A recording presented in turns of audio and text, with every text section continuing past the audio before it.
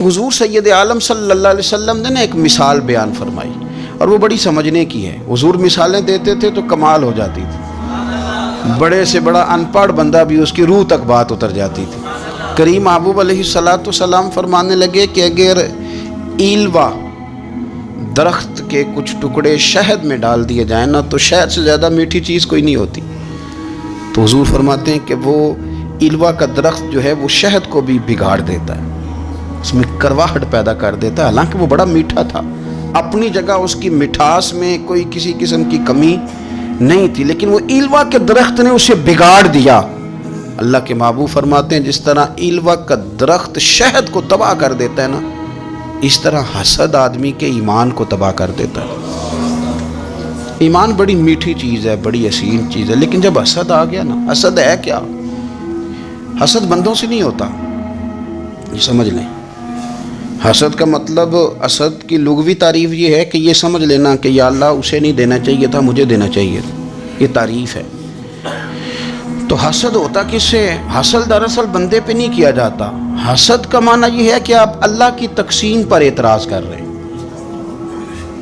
آپ کا کہنا یہ ہے کہ یا اللہ یہ تقسیم ٹھیک نہیں ہوئی، معاذ اللہ یہ ادھر چلا گیا، یہ تو ادھر آنے والی چیز تھی، تو یہ آپ نے ڈائریکٹ جو مقابلہ شروع کیا، معاذ اللہ یہ تو آپ نے اللہ کی تقسیم کے ساتھ شروع کر دیا۔ تو پھر دل میں بگاڑ آتا ہے، پھر انسان ٹوٹ پھوٹ کا شکار ہوتا ہے، پھر وہ کمزور پڑ جاتا ہے، پھر وہ ایسی باتیں کرتا ہے جو اس کے منصب کے مطابق نہیں ہوتی، کچی بات کرتا ہے، کمزور بات۔ اللہ بہتر جانتے ہیں کون سی چیز اس نے کہاں رکھنی ہے۔ رب کی حکمت پر اور اس کی دی ہوئی توفیق پر راضی رہنا ایمان کا تقاضا ہے، لیکن ہمیں تو چاہیے تقسیم اپنی مرضی کی، ادھر کیوں چلا گیا، ادھر آنا چاہیے تھا۔ بھئی آپ کو یہ کس نے حق دیا ہے؟ مالک نے جو چاہا، جب چاہا، جہاں چاہا اپنے فضل سے عطا فرمایا۔ حسد، اور پھر اس کے اگر کوئی حسد نہیں کرتا تو لالچ شروع کر دیتا ہے، وہ کہتا ہے کہ یہ جو اس کا مال ہے اس میں میرا بھی حق تھا، یہ تو مجھے ملنا چاہیے تھا۔ آپ یقین کریں کہ بندے بندوں سے کم پیار کرتے ہیں، جیبوں سے زیادہ پیار کرتے ہیں۔ اس بندے کو تو کوئی نقصان نہیں جس کے ساتھ آپ نے تعلق رکھا ہوا ہے جیب کا، لیکن آپ بڑے کمزور ہو گئے۔ آپ جب لالچ کر لیا، نفسانیت میں آ گئے تو آپ کمزور پڑ گئے۔ آپ نے مطلب کیا، آپ کا کیا خیال تھا کہ رب کی بارگاہ سے کوئی کم ملنے والا تھا جو بندوں پہ اتنی توجہ کر لی؟ حضرت بہلول دانا رحمۃ اللہ علیہ نے کیا خوبصورت انداز ہے، رب کریم کے بندوں کی باتیں اللہ کے لشکروں میں سے لشکر، کیا سوچ تھی، کیا نظریہ تھا، کیوں یہ لوگ اتنے مضبوط تھے، فکری طور پر مضبوط تھے، فکری طور پر۔ ہارون رشید حج کر کے واپس آ رہا ہے، حضرت بہلول دانا راستے میں بیٹھے ہیں، ملاقات ہو گئی، کہنے لگا حضور کوئی حکم ہو تو بتائیے گا۔ فرمانے لگے کوئی نہیں، تو جا اپنا کام کر۔ بادشاہ ہے یا کسی کو کارڈ مل جائے تو وہ لوگوں کو دکھاتا پھرتا ہے، وزیر صاحب نے خود دیا ہے۔ بادشاہ وقت خود کہہ رہا حضرت کوئی حکم ہو تو، فرمایا نہیں اللہ خیر کرے گا۔ تو کہنے لگا حضور میں نے سنا ہے آپ مقروض ہیں، تو بتا ہی دیتے۔ تو آپ مسکرا کے فرمانے لگے تیرا کیا خیال ہے بھلا؟ کہنے لگے حضور کس بابت؟ فرمانے لگے تیرا کیا خیال ہے کہ اللہ ہارون رشید کو دے گا اور بہلول دانا کو بھول جائے گا؟ تیرا کیا خیال ہے رب کریم ہارون رشید کو تو دیتا جائے گا اور بہلول دانا کو بھول جائے گا؟ بادشاہ کہتا ہے کہ میں چکرا گیا کہ بھلا اس سوال کا کیا جواب ہے؟ تو میں نے کہا حضور رب تو بھولنے سے پاک ہے، وہ تو کسی کو نہیں بھولتا، اسے نہ اونگ آتی ہے نہ نیند آتی ہے۔ تو فرمانے لگے جا پھر اپنا کام کر، جب مناسب سمجھے گا تو بہلول کو بھی قرضے سے نجات عطا کاری دے گا، تو جا اپنی ڈیوٹی کر، وہ جب چاہے گا نا تو میرے قرضے دور۔ تو کیا سمجھتا ہے کہ تجھے یاد رکھے گا مجھے بھول جائے گا؟ یہ کیسے ہو سکتا ہے؟ او یار ادھر دیکھ میری بات سن، او بھائی وہ تیرا میرا رب ہے، یہ ہو سکتا ہے کہ امیروں کو دے دے اور تیرے جیسے میرے جیسے غریبوں کو وہ بھول جائے؟ یہ ہو سکتا ہے؟ تو کیوں لوگوں کی جیبوں پہ توجہ، لوگوں کی جیبوں پہ نظریں، فلانے کے پاس آ گیا تو میں رہ گیا، مطلب کس لیے؟ ہمارا رب کسی کو بھولتا نہیں ہے، کسی شخص کو وہ میرا مالک اپنے فضل سے نظر انداز نہیں کرتا، وہ سب کو نوازتا ہے، لیکن اس کی حکمت کے تقاضوں کا انتظار کرنا مسلمان کی شان ہے۔ کبھی کسی حسد میں کبھی کرنا ہو تو رشک کریں، مزہ آئے گا۔ اور یہ رشک کرنے کا نا، رشک کا معنی کیا ہے؟ حسد کا معنی ہے یا اللہ اسے نہیں دینا چاہیے تھا، مجھے دینا چاہیے تھا، اور رشک کا معنی یا اللہ تو نے دیا ہے، کیا بات ہے، اسے دیا تو کیا بات، اگر تو نے دیا تو مالک جچا بھی ہے، اگر تو نے دیا ہے تو نظر بھی آیا ہے، اگر تو نے دیا ہے تو پھر کیا بات ہے، کمال ہو گئی، وہ نظر آ رہا ہے، اور یا اللہ اسے دیا ہے تو میں بھی تیرا بندہ ہوں، اسے بھی اور دے اور مجھے بھی عطا فرما، یہ رشک ہے۔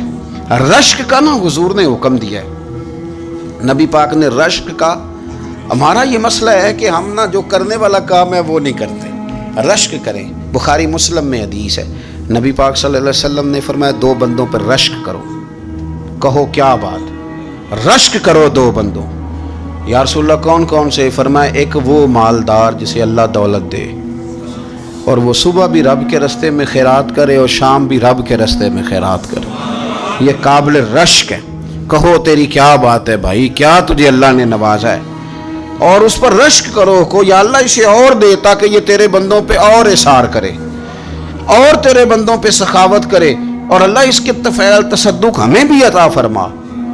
اور حضور فرماتے ہیں ایک مالدار پر جو صبح و شام سخاوت کرے، اور ایک اس عالم پر جسے اللہ قرآن کا علم دے، وہ صبح بھی لوگوں کو قرآن مجید کے ترجمے تفسیریں قرآن کے درس سکھائے اور شام بھی لوگوں کو قرآن مجید کے درس عطا فرمائے، اس پر رشک کرو، کہو کیا بات ہے یار تیری، تجھے اللہ نے کتنا نوازا، قابل رشک لوگوں پر رشک کرو، ان کی تعریف کرو، ان کے لیے اچھے کلمات ادا کرو۔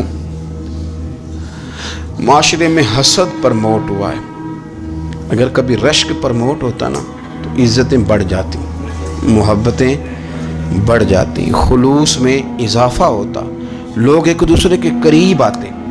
ہم نے کسی فضیلت والے کی فضیلت کو تسلیم کرنے سے انکار کر دیا، ہم نے کسی بڑائی والے کی بڑائی کو تسلیم کرنے سے انکار کر دیا، ہم نے حسد کیا، ہم نے لالچ کیا، ہم حریص ہوئے، اس کا نقصان یہ ہوا کہ لوگ ایک دوسرے کے پاس رہتے ہوئے پاس نہیں رہتے، ایک دوسرے کے ساتھ وقت گزار رہے ہوتے ہیں لیکن ان کے بارے میں رویے ان کے سخت ہوتے ہیں، لب و لہجہ تلخ ہوتا ہے، جب وہ کسی کے بارے میں بے لاگ تبصرہ پوچھا جائے تو غلط باتیں کریں، رشک کریں۔ دیکھیں نا حضرت ابو بکر صدیق رضی اللہ، حضرت عمر فاروق رضی اللہ، ساری زندگی دوڑ لگی رہی، حضرت عمر کہتے ہیں میں نے ساری زندگی دوڑ لگائی ہے کہ ابو بکر سے آگے گزر گئے، لیکن یہ دوڑ حسد والی نہیں، یہ رشک والی ہے۔ فرماتے میرا دل کرتا تھا کہ میں نیکیوں میں ابو بکر سے آگے گزر جاؤں، حضور کے عشق میں ابو بکر سے آگے گزر جاؤں، نبی پاک علیہ السلام کی اولاد کی محبت میں ابو بکر سے آگے گزر جاؤں،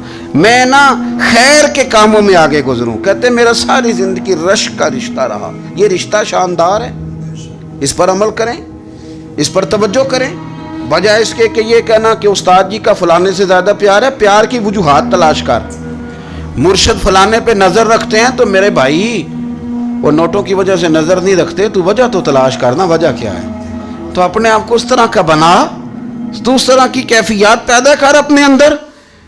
ہم کیا کرتے ہیں کہ رشک کرنے کی بجائے حسد کرتے ہیں، حسد نہیں کریں، اپنے آپ کو سنواریں، وہ رشک کی وجہ سے آپ سنوار سکتے ہیں۔ نبی پاک علیہ السلام کی پیاری زوجہ ام المومنین سیدہ عائشہ صدیقہ،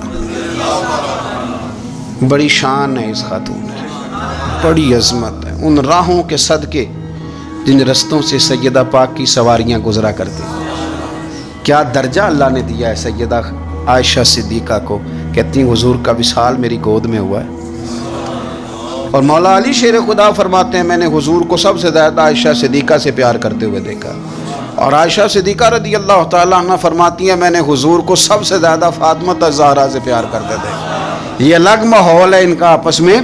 تو حضرت عائشہ صدیقہ اتنا بڑا مقام، لیکن وہ فرماتی ہیں میں نے ساری زندگی سیدہ خدیجہ الکبریٰ پر رشک کیا۔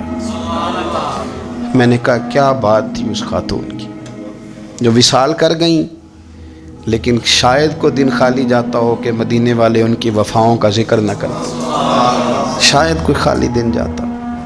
کہتی ہے میں نے اتنا قابل رشک ماحول نہیں دیکھا۔ ایک دن حضور گھر میں گوشت لائے اور مجھ سے فرمایا عائشہ گوشت پکاؤ، تو میں اسے صاف کرنے لگی تو حضور فرمانے لگے شوربہ ذرا زیادہ کرنا، تو میں نے عرض کی حضور کیا کچھ مہمان آئیں گے گھر میں؟ تو فرمایا نہیں عائشہ، مدینہ منورہ میں نا مجھے پتہ چلا ہے خدیجۃ الکبریٰ کی کچھ سہیلیاں آئی ہیں، تو شوربہ بنا، میں انہیں پہنچاؤں گا، خدیجہ کی سہیلیوں کو شوربہ زیادہ پکا ذرا۔ تو حضرت عائشہ صدیقہ کہتی ہے میں نے بڑے نرم لب و لہجے میں بڑی بنا سوار کے مسجع مکفّع چن کے جملے بات کی۔ میں نے عرض کی حضور سنا ہے وہ آپ سے 15 سال عمر میں بڑی تھی، نکاح بھی پہلے ہو چکا تھا، اور بتاتے ہیں لوگ کہ بظاہر کوئی حسن و جمال بھی اس ماحول کا نہیں تھا۔ حضور اللہ نے آپ کو جوان اور خوبصورت بیویاں دی ہیں، پر میں جب بھی سنتی ہوں جناب خدیجہ کا ذکر ہی سنتی ہوں۔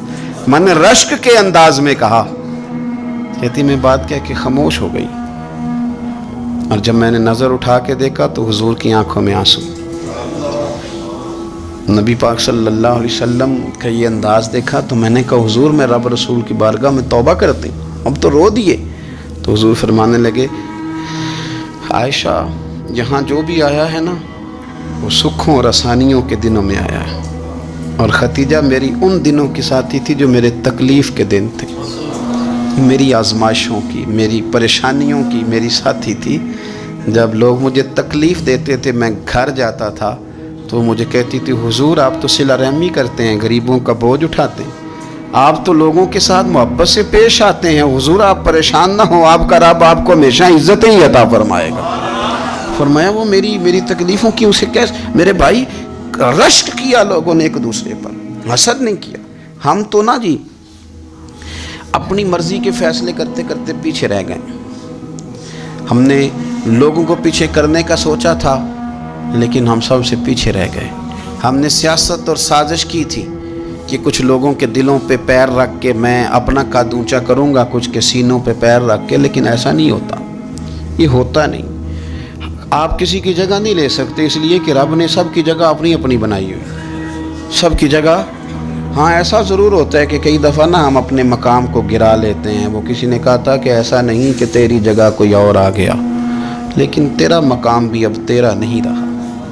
ہوتا یہ ہے کہ ہم نہ گرا لیتے ہیں اپنے آپ کو۔ اگر ہم رشک کا ماحول پیدا کریں، رشک کا، اور ہم کہیں کہ کیا بات ہے میں بھی سفر کروں گا، اس جانب جاؤں گا، بجائے یہ کہنا کہ فلاں آدمی بڑا آگے نکل گیا ہے، یہ کر کے نکل گیا ہے، وہ کر کے نکل گیا ہے، یہ کہنا کہ یار میں بھی رب کریم کی اس مدد کو تلاش کرتا ہوں جس کی برکت سے اللہ نے اس پر فضل فرمایا ہے۔